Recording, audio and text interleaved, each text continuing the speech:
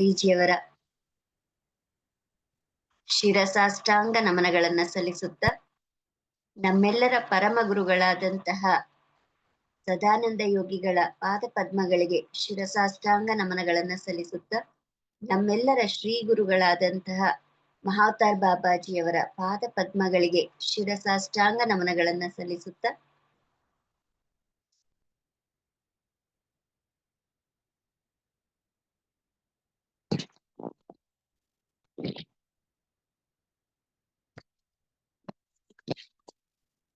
Sir ಸರಿ ಇದೆಯಲ್ಲ? ಸರಿ ಇದೆ ಮೇಡಮ್. ಇವತ್ತು ನಾವೊಂದು ಹೊಸ ವಿಚಾರವನ್ನ ತಿಳ್ಕೊಳ್ತಾ ಹೋಗೋಣಂತೆ. ನಿಮ್ಮಲ್ಲಿ ಎಷ್ಟು ಮಂದಿ ಕಲ್ಕಿ ಫಿಲಮ್ ಅನ್ನ ನೋಡಿದೀರಾ? ಬಹಳಷ್ಟು ಜನ ನೋಡಿದೀರಾ ಅಲ್ವಾ? ಅಲ್ಲಿ ಅದನ್ನ ಒಂದು ಫಿಲಮ್ ಆಗಿ ನೋಡ್ದಲೆ ಅದನ್ನ ತುಂಬಾ ವಾಸ್ತವಕ್ಕೆ ಹತ್ತಿರವಾಗಿ ನಾವು ನೋಡ್ಬೇಕಾಗಿದೆ. ಏಕೆಂದ್ರೆ ನಮ್ ಎಲ್ಲರಿಗೆ ಗೊತ್ತು ಈ ಕಲಿಯುಗ ಅಂತ್ಯವಾಗಿ ಸತ್ಯಯುಗ ಬರ್ತಾ ಇದೆ ಅಂತ ಹೇಳಿ ನಾವೆಲ್ಲರೂ ಮಾತಾಡ್ಕೋತಾ ಇದ್ದೀವಿ. ಹೇಗೆ ಬರ್ತಾ ಇದೆ? ಕಲಿಯುಗ ಮುಗಿಯುತ್ತೆ ಅಂದ್ರೆ ಏನು? ಕಲಿಯುಗ ಮುಗಿಯೋದನ್ನ ನಾವು ನೋಡ್ತಾ ಇದ್ದೀವಿ. ಎಲ್ಲ ಕಡೆ ಎಷ್ಟೆಲ್ಲಾ ವಿಧ್ವಂಸಕಾರಿ ಘಟನೆಗಳು ನಡೀತಾ ಇದೆ, ಎಷ್ಟು ಸಾವು ನೋವುಗಳು ನಡೀತಾ ಇದೆ, ಪ್ರಕೃತಿ ತುಂಬಾ ವಿಕೋಪಕ್ಕೆ ಒಳಗಾಗ್ತಾ ಇದೆ, ಇವೆಲ್ಲ ನಾವು ನೋಡ್ತಾ ಇದ್ದೀವಿ. ಅದೇ ರೀತಿಯಲ್ಲಿ ಸತ್ಯಯುಗ ಬರುತ್ತೆ ಅನ್ನೋಂಥ ವಿಚಾರವನ್ನ ನಾವು ಕೇಳಿದೀವಿ ಹೊರತು ಅದು ಹೇಗೆ ಬರುತ್ತೆ, ಈಗ ಆಲ್ರೆಡಿ ಸ್ಟಾರ್ಟ್ ಆಗಿದೆಯಾ, ಅದು ಬಂದಿದೆಯಾ ಏನು ನಮ್ಗೆ ಅರ್ಥ ಆಗಿಲ್ಲ. ಯಾಕೆಂದ್ರೆ ನಮ್ಮ ದೃಷ್ಟಿಯನ್ನ ಕೇವಲ ಅದರ ಮೇಲೆ ಕೇಂದ್ರೀಕೃತ ಮಾಡಿರೋದ್ರಿಂದ ನಮ್ಗೆ ಇದು ಅರ್ಥ ಆಗ್ತಾ ಇಲ್ಲ. ಆದ್ರೆ ಒಂದು ಕಡೆ ಕಲಿಯುಗ ಅಂತ್ಯ ಆಗ್ತಾ ಇದ್ರೆ ಇನ್ನೊಂದು ಕಡೆ ಸತ್ಯಯುಗ ಅನ್ನುವಂಥದ್ದು ಆಲ್ರೆಡಿ ಸ್ಟಾರ್ಟ್ ಆಗೋಗಿದೆ. ಹೇಗೆ ಹಾಗಿದ್ರೆ ಇದನ್ನ ಕಂಡುಕೊಳ್ಳೋ ಅಂಥದ್ದು? ಹೆಂಗೆ ಅರ್ಥ ಮಾಡ್ಕೋಬೇಕು ಅಂತಂದ್ರೆ ನಾವು ಸ್ವಲ್ಪ ಫಿಲ್ಮ್ಯಾಟಿಕ್ ಆಗಿ ನಾವು ಹೋಗ್ತಾ ಹೋಗೋಣಂತೆ. ಆ ಫಿಲಮ್ ಅಲ್ಲಿ ಹೇಗೆ ತೋರಿಸಿದರೆ, ಒಂದು ಕಾಂಪ್ಲೆಕ್ಸ್ ಅಂತ ಇರುತ್ತೆ, ಅಲ್ಲಿಗೆ ಎಲ್ಲಾರು ಹೋಗ್ಬೇಕು, ಅಲ್ಲಿ ಭೂಮಿಯ ಮೇಲೆ ಒಂದು ಹನಿ ನೀರು ಕೂಡ ಸಿಕ್ಕೋದಿಲ್ಲ. ಕಾಶಿ ಅಂತ ವಾರಣಾಸಿ ಅಂತಹ ದೊಡ್ಡ ಪಟ್ಟಣದಲ್ಲಿ ಕೂಡ ನೀರೇ ನಿಲ್ದೇ ಇರುವಂತಹ ಸ್ಥಿತಿಯಲ್ಲಿ ಅಲ್ಲಿ ತೋರಿಸ್ತಾರೆ. ಅಂದ್ರೆ ಏನು ಅರ್ಥ ಅಂದ್ರೆ ಅಷ್ಟು ವಿಕೋಪಕ್ಕೆ ಭೂಮಿ ತನ್ನ ಪ್ರಕ್ಷಾಳನಾ ಕಾರ್ಯದಲ್ಲಿ ನಿರತರಾಗತ್ತೆ. ಅಂದ್ರೆ ಭೂಮಿಯ ಮೇಲೆ ಅಷ್ಟು ಒಂದು ಇಬ್ಬಂದಿಯ ಸ್ಥಿತಿ ಸ್ಟಾರ್ಟ್ ಆಗುತ್ತೆ ಅಂತ ಹೇಳಿ ತೋರಿಸಲ್ಪಟ್ಟಿದೆ. ಆದ್ರೆ ನಮ್ಮ ದೃಷ್ಟಿ ಎಲ್ಲಿಡ್ಬೇಕು ನಾವು? ನೆಕ್ಸ್ಟ್ ಮುಂದೆ ಏನಿದೆ ಅನ್ನೋದ್ರ ಮೇಲೆ ನಮ್ಮ ಗಮನವನ್ನ ನಾವು ಹರಿಸ್ತಾ ಹೋಗ್ಬೇಕು. ಅಲ್ಲಿ ಮುಂದೆ ಏನ್ ತೋರಿಸಿದ್ದಾರೆ? ಶಂಬಲ ಅನ್ನುವಂತಹ ನಗರವನ್ನ ತೋರಿಸಿದ್ದಾರೆ. ಒಂದು ಕಡೆ ವಿಪರೀತವಾಗಿ ನಾಶ ಹೊಂದಿರುವಂತಹ ಭೂಮಿಯನ್ನ ತೋರಿಸಿದ್ರೆ, ಇನ್ನೊಂದು ಕಡೆ ಶಂಬಲಾದಂತಹ ಸಮೃದ್ಧತೆಯ ಒಂದು ಸ್ಥಳವನ್ನ ತೋರಿಸ್ತಾರೆ. ಅಲ್ಲಿ ಯಾರಿರ್ತಾರೆ? ಅಲ್ಲಿ ಋಷಿ ಮುನಿಗಳು, ಸಾಧನೆಯನ್ನ ಮಾಡುವಂತಹವರು, ಸತ್ಯ ಧರ್ಮ ಮಾರ್ಗದಲ್ಲಿ ನಡೆಯುವಂತವ್ರು, ಹೀಗೆ ಇವ್ರನ್ನೆಲ್ಲ ತೋರಿಸ್ತಾರೆ.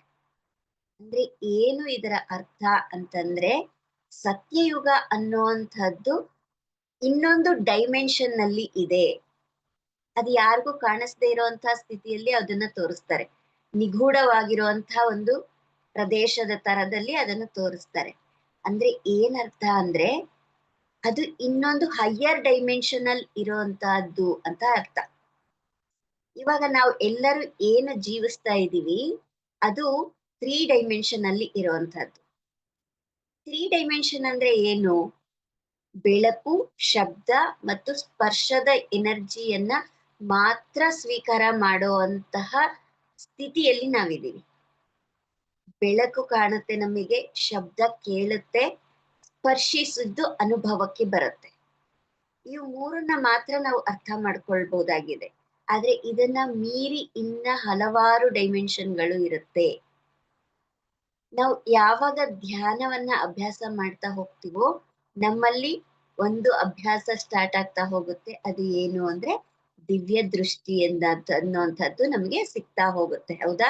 ನಾವು ಬಹಳಷ್ಟು ಮಂದಿ ಇದನ್ನ ಬಹಳಷ್ಟು ಮಂದಿ ಅಲ್ಲ, ಪ್ರತಿಯೊಬ್ಬ ಧ್ಯಾನಿಗೂ ಕೂಡ ಒಳಗಡೆಯಿಂದ ಇಂಟ್ಯೂಷನ್ಸ್ ಬರುವಂತದ್ದಾಗ್ಲಿ, ಒಳಗಡೆಯಿಂದ ನಮ್ಮನ್ನ ನಾವು ನೋಡ್ಕೊಳ್ಳುವಂಥದ್ದಾಗ್ಲಿ, ಈ ಅನುಭವಗಳನ್ನ ಕೇಳ್ತೀವಲ್ವಾ, ಇದು ದಿವ್ಯ ದೃಷ್ಟಿ.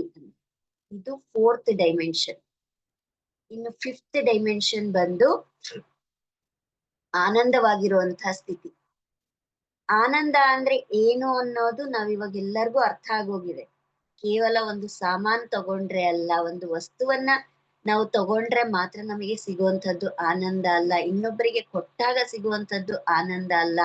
ನನ್ನ ಜೊತೆಯಲ್ಲಿ ನಮ್ಮ ಸ್ವಸ್ವರೂಪವನ್ನ ನೋಡ್ಕೊಂಡಾಗ ಸಿಗುವಂತಹದ್ದೇ ಆನಂದ ಅನ್ನುವಂಥದ್ದನ್ನ ನಾವಿವಾಗ ಅನುಭವ ಪೂರ್ವಕವಾಗಿ ತಿಳಿದುಕೊಳ್ತಾ ಇದ್ದೀವಿ. ಹೌದಲ್ವಾ? ಇದನ್ನ ಯಾವಾಗ ನಾವು ಅನುಭವ ಪೂರ್ವಕವಾಗಿ ತಿಳಿದುಕೊಂಡ್ವೋ, ಈ 5 ಡೈಮೆನ್ಷನ್ಗಳಲ್ಲಿ ನಾವು ನಮ್ಮನ್ನ ತೊಡಗಿಸ್ಕೊಂಡ ಹಾಗೆ. ಈ 5 ಡೈಮೆನ್ಷನ್ಗಳಲ್ಲಿ ಇನ್ನೂ ನಾವು ಸ್ಪೆಸಿಫೈ ಆಗ್ತಾ ಹೋದ ಹಾಗೆ ನಮ್ಮಲ್ಲಿ ಇನ್ನೂ ಅನೇಕ ತರವಾಗಿರುವಂತಹ ಆಯಾಮಗಳು ಅಂದ್ರೆ ಡೈಮೆನ್ಷನ್ಸ್ ಸ್ಟಾರ್ಟ್ ಆಗ್ತಾ ಹೋಗುತ್ತೆ. ಇದನ್ನೇ ಹೈಯರ್ ಡೈಮೆನ್ಷನ್ ಅಂತ ಹೇಳುವಂಥದ್ದು.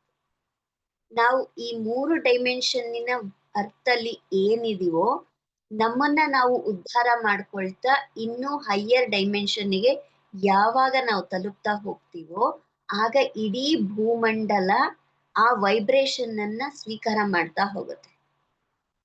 ಇವಾಗ ನಾವು ನೋಡ್ಬಹುದು, ಇವಾಗ 10-15 ವರ್ಷಗಳ ಹಿಂದೆ ಧ್ಯಾನ ಅಂದ್ರೆ ಯಾರೋ ಕೆಲವೊಬ್ಬರಿಗೆ ಮಾತ್ರ ಹಿಡಿತಾ ಇತ್ತು. ಬಹಳ ಕಮ್ಮಿ ಮಂದಿ ನಾವು ಹೋಗಿ ಹೇಳ್ಕೊಟ್ರೆ ಅದನ್ನ ಒತ್ತಾಯ ಪೂರ್ವಕವಾಗಿ ಸ್ವೀಕಾರ ಮಾಡ್ತಿದ್ರು. ಆದ್ರೆ ಇವತ್ತು ಹೇಗಿದೆ ಪರಿಸ್ಥಿತಿ? ನಮಗೆ ಧ್ಯಾನ ಹೇಳ್ಕೊಡಿ, ನಮಗ್ ಧ್ಯಾನ ಹೇಳ್ಕೊಡಿ ಅಂತಂದು ಬಹಳಷ್ಟು ಜನ ವಾಲಂಟಿಯರ್ ಆಗಿ ಅವರಾಗೆ ಬರ್ತಾ ಇದ್ದಾರೆ, ನಮಗ್ ಧ್ಯಾನ ಬೇಕು ಅಂತ ಹೇಳಿ. ಯಾಕೆ ಈ ಬದಲಾವಣೆ ಅಂತಂದ್ರೆ, ಯಾವಾಗ ಧ್ಯಾನವನ್ನ ಅಭ್ಯಾಸ ಮಾಡಿ ನಮ್ಮನ್ನ ನಾವು ಹೈಯರ್ ಡೈಮೆನ್ಷನ್ನಿಗೆ ರೀಚ್ ಮಾಡ್ಕೊಳ್ತೀವೋ, ಹೈಯರ್ ಡೈಮೆನ್ಷನ್ ಜೊತೆ ನಾವು ಯಾವಾಗ ಕೊಲಾಬ್ರೇಟ್ ಆಗ್ತೀವೋ ಆಗ ಸಮಸ್ತ ಒಂದು ವೈಬ್ರೇಷನ್ ಇರುತ್ತಲ್ಲ, ಭೂಮಿಯ ವೈಬ್ರೇಷನ್ನೇ ಚೇಂಜ್ ಆಗತ್ತೆ. ಯಾವಾಗ ಭೂಮಿಯ ವೈಬ್ರೇಷನ್ ಚೇಂಜ್ ಆಗತ್ತೆ, ಎಲ್ಲವೂ ಕೂಡ ಬದಲಾವಣೆಯ ಕೆಳಗಡೆ ಬರ್ತಾ ಹೋಗುತ್ತೆ. ಒಂದು ಕಡೆ ನಾವು ವಿನಾಶವನ್ನ ನೋಡ್ತಿದ್ರೆ, ಇನ್ನೊಂದು ಕಡೆ ಬಹಳಷ್ಟು ಜನ ಧ್ಯಾನಿಗಳಾಗಿ ಪರಿವರ್ತನೆ ಆಗುವಂತದ್ದು, ಬಹಳಷ್ಟು ಜನ ಧ್ಯಾನಿಗಳು ಆಗ್ತಾ ಇದ್ರೆ ಏನಾಗತ್ತೆ? ಬಹಳಷ್ಟು ಜನ ಧ್ಯಾನಿಗಳು ಆಗ್ತಾ ಆ ಒಂದು ವೈಬ್ರೇಷನ್ ಹೆಚ್ಚುತ್ತಾ ಹೋಗುತ್ತೆ. ಯಾವಾಗ ಎಲ್ಲರೂ ನೋಡಿ, ಎಲ್ಲ ಕಡೆ ಗ್ರೂಪ್ ಮೆಡಿಟೇಷನ್ ಸ್ಟಾರ್ಟ್ ಆಗ್ತಾ ಇದೆ. ನಾವು ಯೂಟ್ಯೂಬ್ ಓಪನ್ ಮಾಡಿದ್ರೆ ಸಮೇತ ಎಷ್ಟು ಧ್ಯಾನದ ವಿಚಾರಗಳು ಬರ್ತಾ ಇದೆ. ಯಾಕೆ ಹೀಗೆ ಅಂದ್ರೆ, ಈ ಸಂಪೂರ್ಣ ಭೂಮಿ ತನ್ನನ್ನ ತಾನು ಹೈಯರ್ ಡೈಮೆನ್ಷನ್ನಿಗೆ ಶಿಫ್ಟ್ ಮಾಡ್ಕೊಳ್ತಾ ಇದೆ. ಯಾವಾಗ ಈ ಶಿಫ್ಟಿಂಗ್ ಅನ್ನುವಂಥದ್ದು ನಡೆಯುತ್ತೋ, ಪ್ರತಿಯೊಬ್ಬರ ಮನಸ್ಸಿನಲ್ಲಿ ಒಂದು ಅದ್ಭುತವಾದ ಶಕ್ತಿಯ ಒಂದು ಇದೇನಿರುತ್ತೆ ಅದು ಸ್ಟಾರ್ಟ್ ಆಗ್ತಾ ಹೋಗುತ್ತೆ. ಬದಲಾವಣೆಯ ಗಾಳಿ ಅಂತ ಹೇಳ್ತೀವಲ್ಲ, ಆ ಬದಲಾವಣೆಯ ಗಾಳಿ ಎಲ್ಲರನ್ನ ಟಚ್ ಮಾಡಿದಾಗ ಎಲ್ಲರ ಒಳಗಡೆ ಅದ್ಭುತವಾದ ಬದಲಾವಣೆಗಳು ನಡೀತಾ ಹೋಗುತ್ತೆ. ಅದಕ್ಕಾಗಿಯೇ ಈ ಪ್ರೊಸೆಸ್ ನಡೀತಾ ಇರುವಂತದ್ದು. ಎಲ್ಲ ಕಡೆ ಧ್ಯಾನಿಗಳು ಹೆಚ್ಚುತ್ತಾ ಇದ್ದಾರೆ. ಧ್ಯಾನದ ಕುರಿತು ಹೆಚ್ಚು ಮಾತುಗಳನ್ನ ಆಡ್ತಾ ಇದ್ದೀವಿ. ಧ್ಯಾನದ ಕುರಿತು ಹೆಚ್ಚು ಅರಿವನ್ನ ಬೆಳೆಸ್ಕೊಳ್ತಾ ಇದ್ದೀವಿ. ಧ್ಯಾನವನ್ನ ಮಾಡ್ತಾ ನಮ್ಮ ಒಳಗಡೆ ಜ್ಞಾನ ಅನ್ನುವಂಥದ್ದು ವೃದ್ಧಿ ಆಗ್ತಾ ಹೋಗುತ್ತೆ. ಹೇಗೆ ಒಂದು ಚಿಕ್ಕ ಮಗು ಬೆಳೀತಾ ತನ್ನ ಒಳಗಡೆ ತಾನು ಎಷ್ಟೋ ವಿಚಾರಗಳನ್ನ ನೋಡಿ ಕಲ್ತ್ಕೊಳ್ತಾ ಹೋಗುತ್ತೋ, ಅದೇ ರೀತಿಯಲ್ಲಿ ನಾವು ಎಲ್ಲರೂ ಕೂಡ ಹೆಚ್ಚು ಹೆಚ್ಚು ಧ್ಯಾನಸ್ಥರಾದ ಹಾಗೆ ಆ ಧ್ಯಾನದ ಒಂದು ಶಕ್ತಿಯಿಂದ ನಮ್ಮ ಒಳಗಡೆಯ ಬದಲಾವಣೆ ಪ್ರಾರಂಭ ಆಗ್ತಾ ಇದೆ. ನಮ್ಮ ಒಳಗಿನ ಬದಲಾವಣೆ ಈ ಭೂಮಿಯ ಬದಲಾವಣೆ ಆಗಿರುತ್ತೆ. ಈ ಭೂಮಿಯ ಬದಲಾವಣೆ ಆಗ್ತಾ ಏನಾಗತ್ತೆ, ಈ ಭೂಮಂಡಲವೇ ಒಂದು ಸ್ವರ್ಗವಾಗತ್ತೆ, ಸತ್ಯಲೋಕ ಬರುತ್ತೆ ಅನ್ನೋದನ್ನ ನಾವು ಕೇಳಿದೀವಿ. ಅಂದ್ರೆ ಏನು ಅರ್ಥ ಅಂದ್ರೆ, ಇಲ್ಲಿ ಇರುವಂತಹ ಎಲ್ಲರಲ್ಲಿ ಕೂಡ ಆ ಹೈಯರ್ ಡೈಮೆನ್ಷನ್ ಅಂದ್ರೆ ಹೆಚ್ಚಿನ ಶಕ್ತಿ ಯಾವಾಗ ಸ್ಟಾರ್ಟ್ ಆಗುತ್ತೋ ಆಗ ಎಲ್ಲರ ಮನಸ್ಸು ಪವಿತ್ರವಾಗೋದಿಕ್ಕೆ ಸ್ಟಾರ್ಟ್ ಆಗುತ್ತೆ. ಎಲ್ಲರ ಒಳಗಡೆ ಅನಿರ್ಬಂಧಿತವಾದ ಪ್ರೇಮ ಪ್ರಾರಂಭವಾಗುತ್ತೆ. ಎಲ್ಲರಲ್ಲಿ ಸಾಕ್ಷಿ ಭಾವ ಅನ್ನುವಂಥದ್ದು ಸ್ಟಾರ್ಟ್ ಆಗ್ತಾ ಹೋಗುತ್ತೆ. ಯಾವಾಗ ಇವು ಮೂರು ಚೇಂಜ್ ಆಗ್ತಾ ಹೋಗುತ್ತೋ, ನಮ್ಮಲ್ಲಿ ಪವಿತ್ರತೆ ಬರುತ್ತೋ, ನಮ್ಮಲ್ಲಿ ಅನಿರ್ಬಂಧಿತ ಪ್ರೇಮ ಸ್ಟಾರ್ಟ್ ಆಗುತ್ತೋ, ಯಾವಾಗ ನಾವು ಸಾಕ್ಷಿ ಭಾವದಿಂದ ಜೀವಿಸೋದಿಕ್ಕೆ ಸ್ಟಾರ್ಟ್ ಮಾಡ್ತೀವೋ, ಎಲ್ಲವೂ ಕೂಡ ಒಂದು ಪವಿತ್ರತೆಯ ಕೆಳಗಡೆ ಬರ್ತಾ ಹೋಗುತ್ತೆ. ಧರ್ಮಬದ್ಧವಾದ ಜೀವನ ಎಲ್ಲರಲ್ಲಿ ರೂಢಿ ಆಗ್ತಾ ಹೋಗುತ್ತೆ. ಸತ್ಯಲೋಕ ಅಂದ್ರೆ ಬೇರೆ ಇನ್ನೇನು ಅಲ್ಲ, ಧರ್ಮ ಮತ್ತು ಸತ್ಯದ ಮುಖಾಂತರ ನಡೆಯುವಂತಹ ಜೀವನ ಶೈಲಿ. ಈ ಒಂದು ಜೀವನ ಶೈಲಿಯನ್ನ ಶಂಬಲಾದಲ್ಲಿ ಬಹಳ ಹಿಂದಿನಿಂದ ಅವರು ರೂಢಿಸ್ಕೊಂಡು ಬಂದಿರೋಂಥದ್ದು. ನಾವು ನೋಡ್ತೀವಿ, ಸಪ್ತ ಋಷಿಗಳಿದ್ರು, ಬಹಳಷ್ಟು ಜನ ಋಷಿ ಮುನಿಗಳಿದ್ರು, ಬಹಳಷ್ಟು ಜನ ದೇವತೆಗಳಿದ್ರು ಅಂತ ಎಲ್ಲ ನಾವು ಪುರಾಣಗಳಲ್ಲಿ ಕೇಳ್ಕೊಂಡ್ ಬರ್ತೀವಿ. ಆ ಪುರಾಣಗಳಲ್ಲಿ ಕೇಳಿದ್ದು ಏನದು ಅಂತಂದ್ರೆ, ಇದು ಶಂಬಲ ನಗರದಲ್ಲಿ ಅವರೆಲ್ಲರೂ ನಿವಾಸಿಸ್ತಾ ಇರುವಂಥದ್ದು. ಇವರೆಲ್ಲರೂ ನಮ್ಮ ಜೊತೆಯಲ್ಲಿ ಇದ್ದಂಥವ್ರೆ. ಬಹಳಷ್ಟು ಜನ ಸಾಧಕರು, ಬಹಳಷ್ಟು ಜನ ಋಷಿ ಮುನಿಗಳು ಇದ್ದಿದ್ದನ್ನ ನಾವು ಕಥೆಗಳಲ್ಲಿ ಕೇಳ್ತೀವಿ. ಹಾಗಿದ್ರೆ ಆಮೇಲೆ ಅವರೆಲ್ಲ ಎಲ್ಲಿ ಹೋದ್ರು? ಅವರ ಒಂದು ಕರ್ತವ್ಯ ಏನಾಯ್ತು? ಅವರು ಎಷ್ಟೋ ವರ್ಷಗಳಿಂದ ಬದುಕಿದ್ದಂಥವ್ರು, ಅವರೆಲ್ಲರ ಒಂದು ಜ್ಞಾನ ಏನಿದೆ, ಆ ಜ್ಞಾನ ಏನಾಯ್ತು ಅನ್ನೋದನ್ನ ನಾವು ಪ್ರಶ್ನಿಸ್ಕೊಂಡಾಗ ನಮ್ಗೆ ಇದರ ಅರ್ಥ ಆಗ್ತಾ ಹೋಗುತ್ತೆ. ಏನಂತಂದ್ರೆ, ಹಿಂದೆ ಕೂಡ ಬಹಳಷ್ಟು ಋಷಿ ಮುನಿಗಳು ಧ್ಯಾನ ಮಾಡ್ತಾ ಇದ್ರು. ಋಷಿ ಮುನಿಗಳು ಅಂದ್ರೇನೆ ನಾವು ಏನ್ ಗೊತ್ತಾಗತ್ತೆ? ತಪಸ್ಸು ಮಾಡ್ತಾ ಇರುವಂತಹದ್ದು, ಅವರು ಕಾಡಿನಲ್ಲಿ ಇರುವಂತಹದ್ದನ್ನ ನಾವು ಕಲ್ಪಿಸ್ಕೊಳ್ತೀವಿ ಅಲ್ವಾ? ಅದೇ ರೀತಿಯಲ್ಲಿ ಅವರೆಲ್ಲರೂ ಕೂಡ ಬಹಳಷ್ಟು ಧ್ಯಾನವನ್ನ ಮಾಡ್ತಾ, ಬಹಳಷ್ಟು ತಪೋನಿರತರಾಗ್ತಾ, ಬಹಳಷ್ಟು ಜ್ಞಾನವನ್ನ ಪಡಿತಾ ಇದ್ದಂಥವ್ರು. ಆದ್ರೆ ಏನಾಯ್ತು?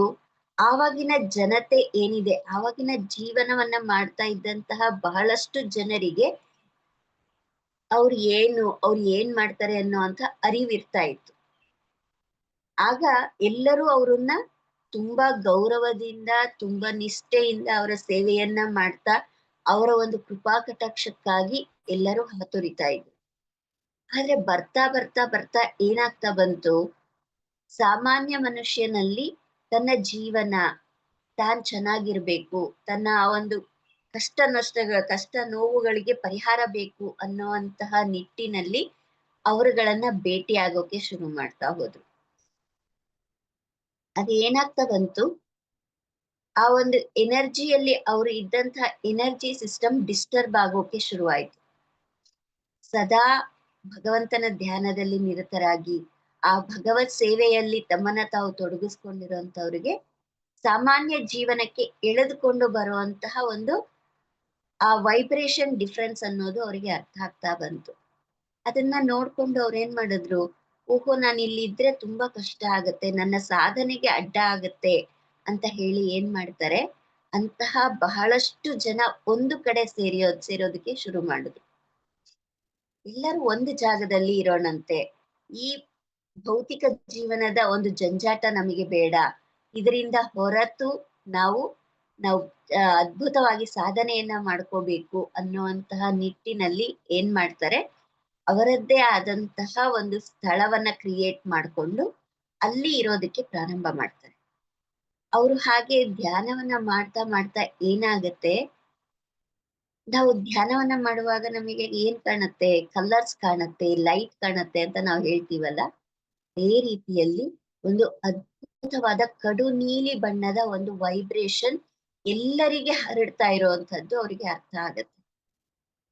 ಕಡು ನೀಲಿ ಬಣ್ಣ ಅಂತಂದ್ರೆ ಡಾರ್ಕ್ ವೈಲೆಟ್ ಅಂತ ನಾವು ಏನ್ ಹೇಳ್ಕೊಳ್ತೀವಿ, ಅಂತಹ ಒಂದು ಬಣ್ಣದ ವೈಬ್ರೇಷನ್ ಎಲ್ಲ ಕಡೆ ಹರಡ್ತಾ ಇರುವಂತದ್ದು ಅವರ ಎಲ್ಲರ ಗಮನಕ್ಕೆ ಬರುತ್ತೆ.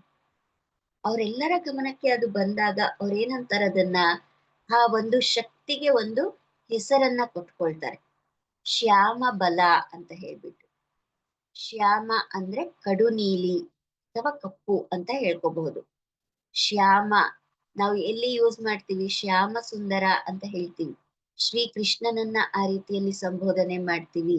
ಶ್ರೀರಾಮನನ್ನ ಆ ರೀತಿಯಲ್ಲಿ ಸಂಬೋಧನೆ ಮಾಡ್ತೀವಿ. ಶ್ಯಾಮ ಸುಂದರ ಅಂದ್ರೆ ಕಡು ನೀಲಿಯನ್ನ ಹೊಂದಿದಂತವ್ರು ಅಂತ ಹೇಳಿ ನಾವು ಅರ್ಥ ಮಾಡ್ಕೋಬಹುದು. ಆದ್ರೆ ಅದರ ಅರ್ಥ ಏನಂದ್ರೆ ಕೃಷ್ಣ ಮಾತ್ರ ಕಪ್ಪಿರ್ಲಿಲ್ಲ, ಕೃಷ್ಣ ಮಾತ್ರ ನೀಲಿ ಇರ್ಲಿಲ್ಲ. ಅವನ ಒಳಗಡೆ ಇದ್ದಂತಹ ಆ ಚೈತನ್ಯ ಏನಿತ್ತು ಅದು ಅಷ್ಟು ಹೈ ವೈಬ್ರೇಷನ್ ಅಲ್ಲಿ ಇರ್ತಾ ಇತ್ತು. ಆ ಶ್ಯಾಮ ಬಲ ಅಂತ ನಾವು ಏನು ಹೇಳ್ಕೊಳ್ತಾ ಇದೀವೋ ಆ ಶ್ಯಾಮ ಬಲದ ಒಂದು ವೈಬ್ರೇಷನ್ನಿನಲ್ಲಿ ಶ್ರೀಕೃಷ್ಣ ಜೀವಿಸಿದಂತಹವರು ಅನ್ನೋದನ್ನ ನಾವು ಅರ್ಥ ಮಾಡ್ಕೋಬೇಕು. ಅಂತಹ ಹೈಯೆಸ್ಟ್ ಎನರ್ಜಿ ಅವರೆಲ್ಲರ ಗಮನಕ್ಕೆ ಬರ್ತಾ ಹೋಯ್ತು. ಅವರೆಲ್ಲರೂ ಆ ಎನರ್ಜಿಯನ್ನ ಫೀಲ್ ಮಾಡೋದಕ್ಕೆ ಶುರು ಮಾಡಿದ್ರು. ಆ ಅದ್ಭುತವಾದ ಎನರ್ಜಿ ಏನಾಗ್ತಿತ್ತು, ಎಲ್ಲರಲ್ಲಿ ತುಂಬಿಕೊಳ್ತಾ ಬಂತು. ಅದನ್ನ ಶ್ಯಾಮಬಲ ಶ್ಯಾಮಬಲ ಶ್ಯಾಮಬಲ ಅಂತ ಹೇಳ್ತಾ ಹೇಳ್ತಾ ಅದು ರೂಢಿಯ ಪ್ರಕಾರವಾಗಿ ಅವರು ಇದ್ದಂತಹ ಸ್ಥಳವೇ ಶ್ಯಾಮಬಲವಾಗಿ ಕನ್ವರ್ಟ್ ಆಗ್ತಾ ಹೋಯ್ತು. ಇವಾಗ ಒಂದು ಊರಿಗೆ ಹೆಸರು ಕೊಟ್ಕೊಳ್ತೀವಿ. ಏನಕ್ಕೆ ಆ ಹೆಸರು ಬರುತ್ತೆ ಅಂದ್ರೆ ಅದರ ಹಿಂದೆ ಒಂದು ಕಥೆ ಇರುತ್ತಲ್ವಾ. ಅದೇ ರೀತಿಯಲ್ಲಿ ಈ ಶ್ಯಾಮಬಲ ಅನ್ನುವಂತ ಎನರ್ಜಿ ಎಲ್ಲಿ ಕ್ರಿಯೇಟ್ ಆಯ್ತೋ, ಅವರೆಲ್ಲರೂ ಎಲ್ಲಿ ನಿವಾಸಿಸ್ತಾ ಇದ್ರೋ ಆ ಒಂದು ಸ್ಥಳವನ್ನೇ ಶ್ಯಾಮಬಲ ಅನ್ನೋದಕ್ಕೆ ಪ್ರಾರಂಭ ಮಾಡಿದ್ರು. ಆದ್ರೆ ಈ ಶ್ಯಾಮಬಲ ಅನ್ನುವಂಥದ್ದು ಆಡು ಭಾಷೆಯಲ್ಲಿ ಬರ್ತಾ ಬರ್ತಾ ಏನಾಯ್ತು, ಶಂಬಲ ಅನ್ನುವಂತಹ ಪದವಾಗಿ ಕನ್ವರ್ಟ್ ಆಗ್ತಾ ಹೋಯ್ತು. ಶ್ಯಾಮಬಲ ಅನ್ನುವಂಥದ್ದು ಶಂಬಲವಾಗಿ ಕನ್ವರ್ಟ್ ಆಯ್ತು. ಈ ಶಂಬಲದಲ್ಲಿ ಇದ್ದಂತಹ ಆ ಎಲ್ಲ ಋಷಿ ಮುನಿಗಳು ಕೂಡ ಅದ್ಭುತವಾದ ಚೈತನ್ಯವನ್ನ ಅನುಭವಿಸೋದ್ರ ಜೊತೆಯಲ್ಲಿ ನಿರ್ದಿಷ್ಟವಾಗಿ ಕೆಲವು ಸಮಯ, ಒಂದು ವರ್ಷದಲ್ಲಿ ಕೆಲವು ಸಮಯ ಮಾತ್ರ ಹೊರಗಿನ ಪ್ರಪಂಚಕ್ಕೆ ತಮ್ಮನ್ನ ತಾವು ತೆರೆದುಕೊಂಡು ಅವರ ಒಂದು ಚೈತನ್ಯವನ್ನ ಎಲ್ಲರಲ್ಲಿ ಹರಡುವಂತಹದ್ದು, ಎಲ್ಲರಿಗೆ ಆ ಶಕ್ತಿಯ ವಿನಿಯೋಗವನ್ನ ಮಾಡುವಂತಹ ಒಂದು ಕ್ರಿಯೆ ನಡೀತಾ ಇರುತ್ತೆ. ಈ ಕ್ರಿಯೆ ಕೂಡ ಬರ್ತಾ ಬರ್ತಾ ಏನಾಗ್ತಾ ಹೋಗುತ್ತೆ, ಎಲ್ಲ ಕಲುಷಿತ ಜನರ ಮನಸ್ಸಿನ ಕಲುಷಿತ ಮನಸ್ಸಿನ ಜನರ ಒಂದು ಪ್ರಭಾವದಿಂದ ಏನಾಗ್ತಾ ಹೋಗುತ್ತೆ, ಓ ಈ ಶಂಬಲ ಅಂದ್ರೆ ಏನೋ ಇದೆ, ಈ ಶಂಬಲದಲ್ಲಿ ಹೇಗೆ ಇರಬಹುದು, ಹೇಗೆ ಜೀವಿಸ್ತಾ ಇರಬಹುದು ಅನ್ನುವಂತಹ ಒಂದು ವಿಪರೀತವಾದ ಒಂದು ಆಲೋಚನೆ. ಅಲ್ಲಿ ಏನೋ ಇದೆಯಂತೆ, ಅಲ್ಲಿ ಏನು ಹೇಗಿರ್ತಾರೆ ಜನ, ಇದನ್ನ ಕಂಡುಕೋಬೇಕು ಅನ್ನುವಂತಹ ಮನಸ್ಥಿತಿಯಿಂದ ಆ ಒಂದು ಶ್ಯಾಮ ಬಲದ ಒಂದು ಸ್ಥಳವನ್ನ ಹುಡುಕುವಂಥದ್ದಾಗ್ಲಿ, ಅವರನ್ನ ಒಂದು ಪರೀಕ್ಷಾ ದೃಷ್ಟಿಯಿಂದ ನೋಡುವಂತಹ ಕ್ರಿಯೆಗಳು ಯಾವಾಗ ಜಾಸ್ತಿ ಆಯ್ತೋ ಆ ಸಾಧಕರು ಏನ್ ಮಾಡಿದ್ರು, ಓಹೋ ಇಲ್ಲಿದ್ರೆ ಸರಿ ಹೋಗೋದಿಲ್ಲ, ಇವ್ರಿಗಿನ್ನ ಈ ವೈಬ್ರೇಷನ್ನಿನ ಈ ಶಕ್ತಿಯ ಈ ಚೈತನ್ಯದ ಅರಿವು ಇನ್ನ ಈ ಮಾನವರಲ್ಲಿ ಬರ್ತಾ ಇಲ್ಲ, ನಾವು ನಿಗೂಢವಾಗಿದ್ರೆ ಒಳ್ಳೆಯದು ಅಂತ ಹೇಳಿ ಏನ್ ಮಾಡ್ತಾರೆ, ಆ ಶಂಬಲ ಕ್ಷೇತ್ರ ಅವ್ರು ಏನು ಕ್ರಿಯೇಟ್ ಮಾಡ್ಕೊಂಡಿರ್ತಾರೋ ಅದನ್ನ ಗುಪ್ತವಾಗಿ ಇರೋ ರೀತಿಯಲ್ಲಿ ಅವರು ನಿರ್ವಹಿಸ್ಕೊಳ್ತಾ ಹೋಗ್ತಾರೆ. ಇವಾಗ ನಾವು ನೋಡ್ತೀವಿ ಹೈಯೆಸ್ಟ್ ಎನರ್ಜಿಯನ್ನ ನಾವು ಈ X ray, gamma rays, ultraviolet rays ಅಂತ ನಾವು ಏನ್ ಹೇಳ್ತೀವಿ ಅದನ್ನ ನಾವು ನೋಡೋದಿಕ್ಕೆ ಸಾಧ್ಯ ಇದೆಯಾ? ಇಲ್ಲ. ಆದ್ರೆ ಅದು ಇದೆ ಅನ್ನೋದು ಗೊತ್ತು. ಆದ್ರೆ ಅದನ್ನ ನೋಡೋಕಾಗ್ಲಿ ಅದನ್ನ ಹಿಡಿಯೋಕಾಗ್ಲಿ ನಮ್ಗೆ ಸಾಮರ್ಥ್ಯ ಇಲ್ಲ. ಯಾಕೆ ಅಂದ್ರೆ ಮಾನವನ ಸಾಮರ್ಥ್ಯ ಇಂತಿಷ್ಟೇ ಅನ್ನೋಂಥದ್ದು ನಮಗೆ ನಾವೇ ಫಿಕ್ಸ್ ಮಾಡ್ಕೊಂಡ್ಬಿಟ್ಟಿದೀವಿ. ಆದ್ರೆ ಅಂತಹ ಹೈಯೆಸ್ಟ್ ಎನರ್ಜಿಯನ್ನ ನಾವು ಅನುಭವಿಸಬೇಕು, ನಮಗೆ ಅದು ಬೇಕು ಅಂತ ನಮ್ಮ ಒಳಗಡೆ ಯಾವಾಗ ತಪನ ಶುರುವಾಗುತ್ತೋ ಆವಾಗ ಆ ಎನರ್ಜಿಯಸ್ನ ಕೂಡ ನಾವು ಫೀಲ್ ಮಾಡೋದಿಕ್ಕೆ ಸಾಧ್ಯ ಇದೆ. ನಮ್ಮನ್ನ ನಾವು ಹೆಚ್ಚು ಹೆಚ್ಚು ಜಾಗೃತಿ ಮಾಡ್ಕೊಂಡ ಹಾಗೆ ಅಂತ ಅನುಭವಗಳು ನಮಗೆ ಸಿಗ್ತಾ ಹೋಗುತ್ತೆ. ಅವ್ರೇನ್ ಮಾಡಿದ್ರು, ಇಂತಹ ಹೈಯೆಸ್ಟ್ ವೈಬ್ರೇಷನ್ ಅನ್ನ ನಾವು ಕಾಪಾಡ್ಕೋಬೇಕು ಅನ್ನೋಂತಹ ಸಲುವಾಗಿ ಶಂಬಲವನ್ನ 3 ಪಾರ್ಟ್ಗಳನ್ನಾಗಿ ಮಾಡ್ಕೊಳ್ತಾರೆ. 3 ಸ್ಥಳಗಳಲ್ಲಿ ಅದನ್ನ ಸ್ಥಾಪನೆ ಮಾಡ್ಕೊಳ್ತಾ ಬರ್ತಾರೆ. ಇವಾಗ ನಾವು ಒಂದು ಮೇನ್ ಆಫೀಸ್ ಇರುತ್ತೆ, ಅದರ ಡಿವಿಷನ್ ಆಫೀಸ್ಗಳನ್ನ ಹೇಗೆ ನಾವು ಮಾಡ್ಕೊಳ್ತಾ ಹೋಗ್ತೀವೋ ಬ್ರಾಂಚಸ್ ಅಂತಂದು, ಅದೇ ರೀತಿಯಲ್ಲಿ ಅವರು ಏನ್ ಮಾಡ್ತಾರೆ, ಶಂಬಲವನ್ನ 3 ಕಡೆ ಪ್ರತಿಷ್ಠಾಪನೆ ಮಾಡ್ಕೊಳ್ತಾರೆ. ಒಂದು ಹಿಮಾಲಯದ ತಪ್ಪಲಿನಲ್ಲಿ, ಇನ್ನೊಂದು ನಿತ್ಯ ಹರಿದ್ವರ್ಣದ ಕಾಡು ಅಂತ ಹೇಳ್ತಾರೆ.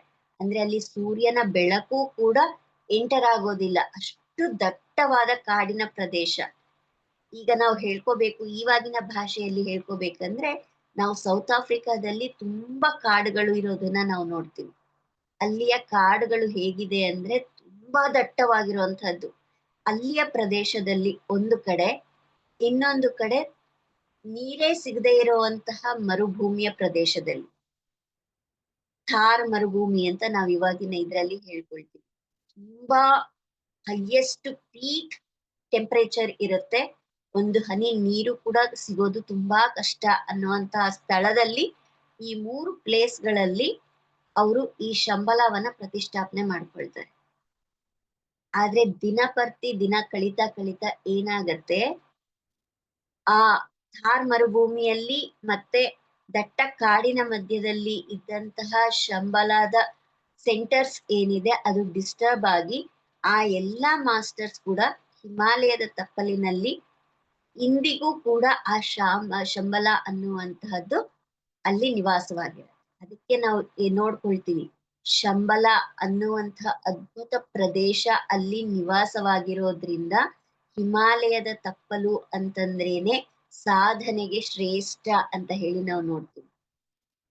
ನಮ್ಮ ಇಡೀ ಭೂಮಂಡಲವನ್ನ ಕಾಪಾಡ್ತಾ ಇರುವಂತಹದ್ದು ಆ ಹಿಮಾಚಲ ಪ್ರದೇಶ ಅನ್ನುವಂಥ ಒಂದು ಹೇಳಿಕೆ ಕೂಡ ಇದೆ. ಅಂದ್ರೆ ಏನು ಅರ್ಥ ಅಂತಂದ್ರೆ, ಅಲ್ಲಿ ಅವರೆಲ್ಲರೂ ಕೂಡ ಇಂದಿಗೂ ಧ್ಯಾನ ಸ್ಥಿತಿಯಲ್ಲಿ, ಇಂದಿಗೂ ಹೈಯರ್ ಡೈಮೆನ್ಷನ್ ಅಲ್ಲಿ ಅವರೆಲ್ಲರೂ ಜೀವಿಸ್ತಾ ಇರೋದ್ರಿಂದ ಆ ಒಂದು ಪ್ರದೇಶ ಅಷ್ಟು ಅದ್ಭುತವಾಗಿ ಇದೆ. ಹಾಗಿದ್ರೆ ಇದ್ರ ನಂತರ ಏನು ಆಯ್ತು, ಅವರೆಲ್ಲರೂ ಸಾಧಕರು ಅಲ್ಲೆಲ್ಲ ಮಾಡ್ಕೊಂಡ್ರು, ಅಷ್ಟೇನಾ ಅಂತಂದ್ರೆ ಅಷ್ಟೇ ಅಲ್ಲ.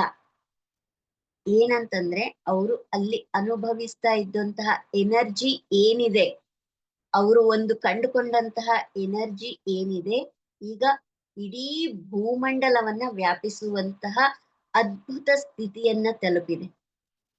ಕೇವಲ ಶಂಬಲ ನಗರಕ್ಕೆ ಮಾತ್ರವಾಗಿ ಸೀಮಿತವಾಗ್ದಲೆ ಅದು ಇಡೀ ಪ್ರಪಂಚವೆಲ್ಲ ವ್ಯಾಪಿಸ್ಬೇಕು ಅನ್ನುವಂತಹ ನಿಟ್ಟಿನಲ್ಲಿ ಅವರು ಕಾರ್ಯವನ್ನ ಕೈ ತಗೊಳ್ತಿದ್ದಾರೆ. ಈಗ ಇಡೀ ಮಾನವ ಜನಾಂಗವೇ ಇದರ ಒಂದು ವೈಬ್ರೇಷನ್ ಅನ್ನ ಅನುಭವಿಸಬೇಕು. ಯಾಕೆ ಅಂದ್ರೆ ಭೂಮಿ ತನ್ನನ್ನ ತಾನು ಶಿಫ್ಟ್ ಮಾಡ್ಕೊಳ್ತಾ ಇದೆ. ಹೇಗೆ ಥರ್ಡ್ ಡೈಮೆನ್ಷನ್ ಅಲ್ಲಿ ಇದ್ದಂತಹವರೆಲ್ಲರೂ 5th ಡೈಮೆನ್ಷನ್ಗೆ ಬರ್ತಾ ಇದ್ದಾರೋ, ಅದೇ ರೀತಿಯಲ್ಲಿ ಇಡೀ ನಮ್ಮ ಭೂಮಂಡಲವೇ ಒಂದು ಹೈಯರ್ ಡೈಮೆನ್ಷನ್ಗೆ ಶಿಫ್ಟ್ ಆಗ್ತಾ ಇದೆ. ಆ ಹೈಯರ್ ಡೈಮೆನ್ಷನ್ಗೆ ಶಿಫ್ಟ್ ಆಗುವಂತಹ ಸುಸಂದರ್ಭದಲ್ಲಿ ಈ ಒಂದು ಶಂಬಲ ಶ್ಯಾಮ ಬಲದ ಎನರ್ಜಿ ಏನಿದೆ ಅದು ಎಲ್ಲ ಕಡೆ ವ್ಯಾಪಿಸ್ತಾ ಇದೆ. ಈಗ ಪ್ರಸ್ತುತ ಆ ಶಂಬಲ ನಗರ ಒಂದು ಕೇವಲ ನಗರವಾಗಿ ಸೀಮಿತವಾಗದಲೆ ಇಡೀ ಭೂಮಂಡಲವೆಲ್ಲ ಶಂಬಲ ಆಗುವಂತಹ ಅದ್ಭುತ ಸ್ಥಿತಿಯನ್ನ ಇವತ್ತು ತಲುಪಿದೆ. ಈ ಅದ್ಭುತವಾದ ಚೈತನ್ಯ ಎಲ್ಲರಲ್ಲಿ ಹರಡಬೇಕು, ಎಲ್ಲರೂ ಇದರನ್ನ ಅನುಭವಿಸಬೇಕು ಅನ್ನುವಂತಹ ನಿಟ್ಟಿನಲ್ಲಿ ಬಹಳಷ್ಟು ಜನ ಮಾಸ್ಟರ್ಸ್ ನಮ್ಮ ನಡುವೆ ಬಂದು ಅದರ ಬಗ್ಗೆ ಜ್ಞಾನವನ್ನ ಕೊಡ್ತಾ ಇದ್ದಾರೆ. ಅದನ್ನ ಎಲ್ಲ ಕಡೆ ಹರಡೋದಿಕ್ಕೆ ಪ್ರಯತ್ನವನ್ನ ಪಡ್ತಾ ಇದ್ದಾರೆ. ಅದರ ಒಂದು ಪರಿಣಾಮವಾಗಿಯೇ ನಾವಿವತ್ತು ಶಂಬಲ ಅನ್ನುವಂತಹ ಹೆಸರನ್ನ ಬಹಳಷ್ಟು ಕಡೆ ಕೇಳ್ತೀವಿ, ಬಹಳಷ್ಟು ಇದರ ಬಗ್ಗೆ ಮಾತುಗಳನ್ನ ಕೇಳ್ತೀವಿ, ಜ್ಞಾನವನ್ನ ತಿಳ್ಕೊಳ್ಳೋದಿಕ್ಕೆ ಪ್ರಾರಂಭ ಮಾಡ್ತಾ ಇದ್ದೀವಿ. ಯಾರೆಲ್ಲ ಆ ಶಂಬಲದ ಎನರ್ಜಿಯನ್ನ ಫೀಲ್ ಮಾಡೋದಿಕ್ಕೆ ಅರ್ಹರಾಗಿದ್ದಾರೋ ಅವರೆಲ್ಲರಿಗೆ ಕೂಡ ಶಂಬಲದ ಜೊತೆಯಲ್ಲಿ ಕನೆಕ್ಟಿವಿಟಿ ಅನ್ನುವಂತಹದ್ದು ಏರ್ಪಡ್ತಾ ಇದೆ. ಹಾಗಿದ್ರೆ ಎಲ್ಲರೂ ಹೋಗ್ಬಹುದಾ, ಎಲ್ಲರೂ ಆ ಎನರ್ಜಿಯನ್ನ ಫೀಲ್ ಮಾಡಬಹುದಾ ಅಂದ್ರೆ ಪ್ರತಿಯೊಬ್ಬರಿಗೂ ಅರ್ಹತೆ ಇದೆ, ಆದ್ರೆ ಅದನ್ನ ನಾವು ವೃದ್ಧಿ ಮಾಡ್ಕೋಬೇಕು. ಎಲ್ಲರಿಗೂ ಸಿಗುತ್ತೆ, ಆದ್ರೆ ಏನ್ ಮಾಡ್ಬೇಕು, ಅದನ್ನ ಎನ್ಲಾರ್ಜ್ ಮಾಡ್ಕೋಬೇಕು. ಇವಾಗ ಹೇಗೆ ಧ್ಯಾನವನ್ನ ಮಾಡಿ ಬರುವಂತಹ ಶಕ್ತಿಯನ್ನ ನಾವು ಇನ್ನೂ ಹೆಚ್ಚು ಸ್ವೀಕಾರ ಮಾಡ್ತೀವೋ, ಅದೇ ರೀತಿಯಲ್ಲಿ ಧ್ಯಾನವನ್ನ ಮಾಡೋದ್ರಿಂದ ಆ ಶಂಬಲಾದ ಎನರ್ಜಿ ನಮ್ಮ ಒಳಗಡೆ ಫೀಲ್ ಆಗ್ತಾ ಹೋಗುತ್ತೆ. ಆ ಫೀಲ್ ಆಗಿದ್ದಂಥದ್ದನ್ನ ನಮ್ಮ ಭೌತಿಕ ಜೀವನದಲ್ಲಿ ಅದರ ಒಂದು ಪ್ರಭಾವವನ್ನ ಗುರುತಿಸ್ಕೊಂಡು ನಾವು ಇನ್ನೂ ಅದನ್ನ ಹೆಚ್ಚು ಹೆಚ್ಚು ಸ್ವೀಕಾರ ಮಾಡೋದಕ್ಕೆ ಪ್ರಯತ್ನ ಪಡ್ಬೇಕು. ಶಂಬಲಾದಲ್ಲಿ ನಾವು ಹೋಗ್ಬೇಕು ಅಂದ್ರೆ 3 ಮೇನ್ ಕ್ವಾಲಿಟೀಸ್ ಇರ್ಬೇಕು ಅಂತ ಹೇಳಿ ಹೇಳ್ತಾರೆ. ಏನು ಆ 3 ಮೇನ್ ಕ್ವಾಲಿಟೀಸ್ ಅಂತಂದ್ರೆ, ನಮ್ಮ ಒಳಗಡೆ ಪವಿತ್ರತೆ ಮತ್ತು ಸ್ವಚ್ಛತೆ ಅನ್ನುವಂಥದ್ದು ಜಾಗೃತಿ ಆಗ್ಬೇಕು. ಏನು ಪವಿತ್ರತೆ ಅಂತಂದ್ರೆ, ಏನು ಸ್ವಚ್ಛತೆ ಅಂತಂದ್ರೆ ನಮ್ಮ ಶರೀರ ಅನ್ನುವಂತಹದ್ದು ಕೇವಲ ಶರೀರವಲ್ಲ. ಇಲ್ಲಿ ಕೋಟ್ಯಾನುಕೋಟಿ ಜೀವಕೋಶಗಳು ಜೀವಿಸ್ತಾ ಇರುವಂತಹ ಒಂದು ದೊಡ್ಡ ಲೋಕ ಇದು ನಮ್ಮ ಶರೀರ ಅಂದ್ರೆ. ನಮ್ಮ ಶರೀರವನ್ನ ಬಹಳ ತುಚ್ಛವಾಗಿ ಕಾಣುವಂತದ್ದಲ್ಲ, ಅದು ಒಂದು ಲೋಕ. ಆ ಲೋಕದಲ್ಲಿ ಏನೆಲ್ಲ ಕ್ರಿಯೆಗಳು ನಡೆಯುತ್ತೆ, ಏನೆಲ್ಲ ಅಲ್ಲಿ ನಾವು ಪ್ಯೂರಿಫಿಕೇಶನ್ ಮಾಡ್ಕೋಬೇಕಾಗತ್ತೆ, ನಮ್ಮ ಮಾನಸಿಕ ಸ್ತರದಲ್ಲಿ ಏನು ಪ್ಯೂರಿಫಿಕೇಶನ್ ಬೇಕಾಗಿದೆ, ಇವೆಲ್ಲವನ್ನ ಗಮನಿಸ್ಕೊಳ್ತಾ ನಾವು ಪವಿತ್ರರಾಗಿ ಬದಲಾವಣೆಯನ್ನ ಹೊಂದುತ್ತಾ ಹೋಗ್ತೀವಿ.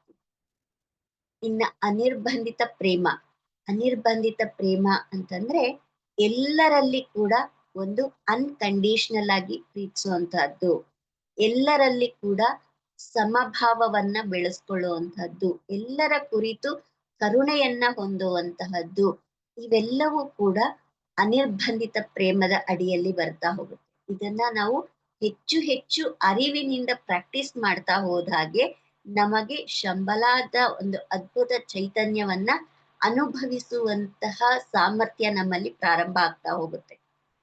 ಇನ್ನ ಸಾಕ್ಷಿ ಭಾವ ಅಂತ ಹೇಳ್ತಾರೆ. ಸಾಕ್ಷಿ ಭಾವ ಅಂದ್ರೆ ಏನು? ನಾವು ಎಲ್ಲರೂ ತಿಳ್ಕೊಂಡಿದೀವಿ, ನಾವು ಅನೇಕ ಜನ್ಮಗಳನ್ನ ಪಡ್ಕೊಂಡು ಬರ್ತಾ ಇದ್ದೀವಿ. ಆದ್ರೆ ಪ್ರತಿ ಜನ್ಮದಲ್ಲಿ ತೆಗೆದುಕೊಂಡಂತಹ ಜ್ಞಾನವನ್ನ ನಾವು ಹಿಡಿದಿಟ್ಕೊಳ್ತಾ ಇದ್ದೀವಿ. ಆದ್ರೆ ಯಾವುದನ್ನ ಹಿಡಿದಿಟ್ಕೋಬೇಕು, ಯಾವುದನ್ನ ಫ್ರೀ ಬಿಡ್ಬೇಕು ಅನ್ನುವಂತಹ ಜ್ಞಾನ ನಮ್ಮಲ್ಲಿ ಇಲ್ಲ. ನಾವು ದೈನಂದಿನ ಜೀವನದಲ್ಲಿಯೇ ನಮ್ಮನ್ನ ನಾವು ನೋಡ್ಕೊಳ್ತಾ ಹೋದ್ರೆ ಎಷ್ಟು ಕಡೆ ಜಡ್ಜ್ಮೆಂಟ್ ಮಾಡ್ತೀವಿ, ಎಷ್ಟು ಕಡೆ ಡಿಸಿಷನ್ಸ್ ತಗೊಳ್ತಾ ಇದ್ದೀವಿ. ಇದೆಲ್ಲದೂ ಕೂಡ ತನ್ನಷ್ಟಕ್ಕೆ ತಾನೇ ನಡೀತಾ ಇರುವಂತಹದ್ದು. ಆದ್ರೆ ನಾವು ಅದನ್ನ ಹಿಡಿದಿಟ್ಕೊಳ್ತಾ ಇದ್ದೀವಿ. ಆ ಒಂದು ಭಾವನೆಗಳಿಂದ ಹೊರಗಡೆ ಬರ್ತಾ ಇಲ್ಲ. ಇದು ನಮ್ಮಲ್ಲಿ ತಿದ್ದುಕೋಬೇಕಾಗಿರುವಂತಹ ವಿಚಾರ. ಎಲ್ಲವನ್ನ ಕೂಡ ಸಾಕ್ಷಿಯಾಗಿ ಗಮನಿಸ್ತಾ ಬರೋದ್ರಿಂದ, ಎಲ್ಲವನ್ನ ಕೇವಲ ಇದು ಒಂದು ಪಾಠ, ಇದನ್ನ ನಾನು ಕಲಿಯೋದಿಕ್ಕೆ ಬಂದಿದ್ದೀನಿ ಅನ್ನುವಂತಹ ಸಾಕ್ಷಿ ಭಾವವನ್ನ ಯಾವಾಗ ನಮ್ಮ ಒಳಗಡೆ ನಾವು ಹೆಚ್ಚು ಹೆಚ್ಚು ಪ್ರಾಕ್ಟೀಸ್ ಮಾಡ್ಕೊಳ್ತಾ ಹೋಗ್ತೀವೋ, ಈ 3 ಮೇನ್ ಥಿಂಗ್ಸ್ ಏನಿದೆ, ಈ 3 ಕ್ವಾಲಿಫಿಕೇಶನ್ಸ್ ಏನಿದೆ, ಇದನ್ನ ನಾವು ಭೌತಿಕ ಜೀವನದಲ್ಲಿ ಯಾವಾಗ ಅಭ್ಯಾಸ ಮಾಡ್ತಾ ಬರ್ತೀವೋ ಆಗ ನಮ್ಮನ್ನ ನಾವು ಶಂಬಲಾದ ಒಂದು ಎನರ್ಜಿ ಜೊತೆಯಲ್ಲಿ ಕನೆಕ್ಟ್ ಮಾಡ್ಕೋಬಹುದು. ಆ ಶಂಬಲಾದ ಮಾಸ್ಟರ್ಸ್ ಎಲ್ಲರೂ ಕೂಡ ಎಲ್ಲರನ್ನ ಸಿದ್ಧರನ್ನಾಗಿ ಮಾಡೋದಿಕ್ಕೆ ನಮ್ಮ ಸುತ್ತಲೇ ಇದ್ದಾರೆ. ನಾವು ಏನು ಮಾಸ್ಟರ್, ಹೈಯರ್ ವರ್ಡ್ಸ್ ಮಾಸ್ಟರ್ಸ್ ಅಂತ ನಾವು ಅಂದ್ಕೊಳ್ತಿದೀವೋ ಅವರೆಲ್ಲರೂ ಕೂಡ ನಮ್ಮ ಸುತ್ತನೇ ಇದ್ದು ನಮ್ಮನ್ನ ಸಿದ್ಧರನ್ನಾಗಿ ಮಾಡೋದಿಕ್ಕೆ ಸದಾ ಕಾಯ್ತಾ ಇರ್ತಾರೆ. ನಾವು ಮಾಡ್ಬೇಕಾಗಿರೋದಿಷ್ಟೇ, ನಮ್ಮನ್ನ ನಾವು ಆ ಎನರ್ಜಿ ಜೊತೆಯಲ್ಲಿ ಕನೆಕ್ಟ್ ಮಾಡ್ಕೊಳ್ಳೋದಿಕ್ಕೆ ನಮ್ಮನ್ನ ನಾವು ಸಿದ್ಧ ಮಾಡ್ಕೋಬೇಕು. ಯಾವಾಗ ಸ್ವಚ್ಛತೆ ಪವಿತ್ರತೆಯನ್ನ ಅಭ್ಯಾಸ ಮಾಡ್ತೀವೋ, ಯಾವಾಗ ಇದನ್ನ ಅಭ್ಯಾಸ ಮಾಡ್ತಾ ಹೋದ ಹಾಗೆ ಏನಾಗತ್ತೆ, ನಮ್ಮ 7 ಶರೀರಗಳು ಪ್ಯೂರಿಫಿಕೇಶನ್ ಆಗ್ತಾ ಬರುತ್ತೆ. ಯಾವಾಗ ನಮ್ಮ 7 ಶರೀರಗಳು ಪ್ಯೂರಿಫಿಕೇಶನ್ ಆಗುತ್ತೋ ನಮ್ಮ 7 ಚಕ್ರಗಳು ಕ್ಲಿಯರ್ ಆಗ್ತಾ ಹೋಗುತ್ತೆ. 7 ಚಕ್ರಗಳ ನಂತರದ ಸ್ಥಿತಿಯನ್ನ ಅನುಭವಿಸುವಂತಹ ಅದ್ಭುತ ನಮ್ಮ ಜೀವನಗಳಲ್ಲಿ ನಡೀತಾ ಹೋಗುತ್ತೆ. ಇವೆಲ್ಲವೂ ನಮಗೆ ಬೇಕು, ಇವೆಲ್ಲವನ್ನ ನಾನು ಅಭ್ಯಾಸ ಮಾಡ್ಬೇಕು, ಇವೆಲ್ಲವನ್ನ ತಿಳ್ಕೋಬೇಕು ಅಂತಂದ್ರೆ ಹೆಚ್ಚು ಹೆಚ್ಚು ಧ್ಯಾನವನ್ನ ಮಾಡ್ಬೇಕು. ಇದೆಲ್ಲವೂ ಕೂಡ ನಮಗೆ ಎಲ್ಲಿಂದ ಗೊತ್ತಾಗ್ತಿದೆ ಅಂತಂದ್ರೆ, ಆ ಶಂಬಲಾದ ಮಾಸ್ಟರ್ಸ್ ಬಂದು ಇದರ ವಿಚಾರವನ್ನ ಒಂದು ಪುಸ್ತಕದ ರೀತಿಯಲ್ಲಿ ಹೊರಗಡೆ ತೆಗೆದುಕೊಂಡು ಬಂದ್ರು. ಎಲ್ಲರೂ ಹೇಗೆ ಪ್ರಿಪೇರ್ ಆಗ್ಬೇಕು, ಎಲ್ಲರೂ ಹೇಗೆ ಆ ಅದ್ಭುತವನ್ನ ಅರಿತುಕೊಳ್ಬೇಕು ಅನ್ನುವಂತಹ ಗೈಡ್ಲೈನ್ಸ್ ಇರುವಂತಹ ಒಂದು ಅದ್ಭುತ ಮೆಸೇಜ್ ಇರುವಂತಹ ಪುಸ್ತಕವಾಗಿ ಹೊರಗಡೆ ತಂದಿದ್ದಾರೆ. ಅದೇ ಶಂಬಲ ಅನ್ನುವಂತಹ ಪುಸ್ತಕ. ಆ ಪುಸ್ತಕವನ್ನ ನೀವು ಓದಿದ್ರೆ ಇನ್ನೂ ಅದ್ಭುತವಾದ ವಿಚಾರಗಳು ನಿಮ್ಗೆ ಅರಿವಾಗ್ತಾ ಹೋಗುತ್ತೆ. ಹೇಗೆ ನಮ್ಮ ಆ ಶರೀರಗಳು ಕ್ಲೆನ್ಸ್ ಆಗತ್ತೆ, ಹೇಗೆ ನಮ್ಮ ಸಪ್ತ ಚಕ್ರಗಳು ಕ್ಲೆನ್ಸ್ ಆಗತ್ತೆ, ಅದು ಹೇಗೆ ನಮ್ಮ ಒಳಗಡೆ ಆ ಎನರ್ಜಿಯನ್ನ ಬಿಡುಗಡೆ ಮಾಡುತ್ತೆ ಅನ್ನುವಂತಹ ಅದ್ಭುತ ವಿಚಾರಗಳು ಆ ಪುಸ್ತಕದಲ್ಲಿ ತುಂಬಾ ಎಳೆ ಎಳೆಯಾಗಿ ಬಿಡಿಸಿ ಹೇಳಲ್ಪಟ್ಟಿದೆ.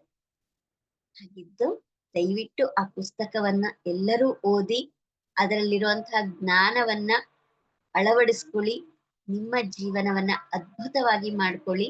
ಎಲ್ಲರೂ ಶಂಬಲ ಜನತೆಗಳಾಗಿ ಶಂಬಲಾದಲ್ಲಿ ನಿವಾಸ ಮಾಡೋಣ ಅಂತ ಹೇಳಿ ಕೇಳ್ಕೊಳ್ತಾ ನನ್ನ ಈ ಒಂದೆರಡು ಮಾತುಗಳನ್ನು ಮುಕ್ತಾಯ ಮಾಡಿ. ಧನ್ಯವಾದ.